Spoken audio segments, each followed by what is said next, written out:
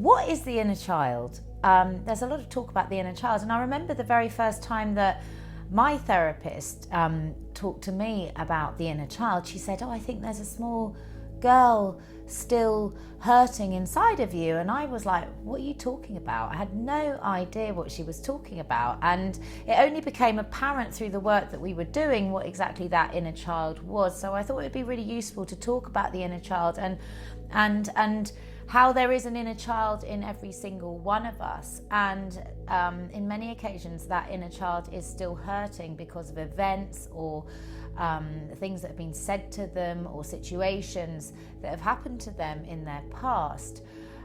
So what happens when we're younger and somebody's nasty to us, or there's a bully at school, or there's somebody who abuses us, or we're sort of grow up in a certain situation of feeling unlovable or feeling unwanted or feeling unworthy? There's a little child that has created a meaning, and because of some events that have happened to them, or because of somebody saying something to them, and that little child is hurt. That little child is in pain. And as we grow up, we get on with our lives, and sometimes we might start to think, oh, hang on, why do I behave in that way? Why am I pushing love away from me? Why am I not feeling good about myself? Why do I feel that I have confidence issues? Why am I anxious? And we won't know why. There'll be those unanswered questions about, why are we behaving in this way, or why do we believe this about ourselves? And most of the time there is because there is a little girl or a little boy who is still down there somewhere deep in your subconscious, somewhere buried deep in your energy body, who has believed what someone said to them, or who has really taken on board an event and created a meaning, attached a meaning to a certain event, and they're still down there believing that, and that's still part of us. And for some reason we've either locked that away in a dark room and left that little child in there in that pain. And it's very easy to shut a door on pain because it can seem at the time like it's an easier way to deal with it, and sometimes the behavior that we create as a result of that pain is something that we've created to deal with that pain at that time, and we move on in our lives and we think we've got on with everything. And it's only until something happens, it's only until we have a breakdown, or it's only until something really happens, or we become a little bit unbearable in our behavior with addictions or with,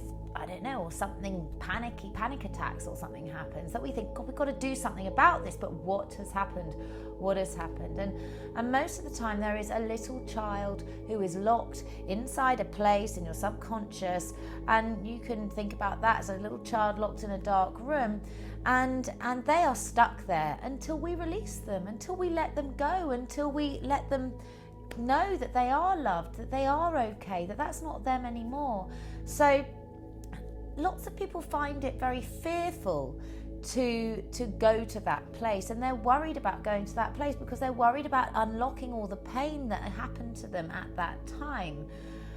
But having done this myself many times, because now I am a RTT therapist and I do regress myself now. Every time I feel that something's a bit off, I go back and I think, where is that? What little girl has experienced that? Why did she think that? What were the feelings that came out of that event that has meant she's internalized this pain and shoved it down somewhere? And now I can't wait to deal with that, because every time you let that little girl go, that little girl deserves to be let go. That little boy deserves to be let out of that dark room and given a big, warm, lovely hug. And they deserve to know that they are loved, that they are worthy, that they are good enough. And if we don't do that to them, they stay down there. It stays as unfinished business. And what is unfinished business? It's unfinished. And then you just carry on in your life, and the same things keep happening to you, or the same behavior keeps going on and you don't change, and you keep on not quite enjoying your life to its full potential. But what happens when you take that little child, that little girl or that little boy out of that dark room or out of that dark place and give them a big hug and reassure them and let them know it's okay, and let them out of there and tell them they don't have to live that life anymore, they don't have to believe that anymore, because things have changed now, their life is different now, then everything can change, and you can let that behavior go, or you can let that belief go, and you can start to believe in a different life. You can start to really go forward in your life and move forward as an adult. And it's so interesting when you've done a lot of work on yourself, or when you've worked with the inner child a lot.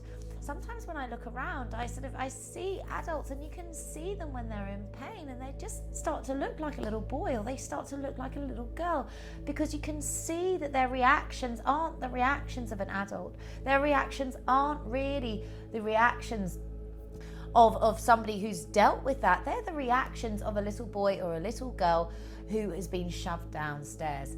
And really, you can look around you in politics as well, with some of the characters that we have in politics these days. We've got, Boris Johnson. Sorry, Boris, but he looks like a little boy with he could just imagine a little boy there.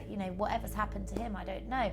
You look at Donald Trump, you can just see it's like little boys playing in the playground, playing on this big political landscape, and it's dangerous. It's dangerous because they're not actually free from the pains that happened to them when they were children. So they're still reacting to those pains, and they're not reacting from a mature emotional space.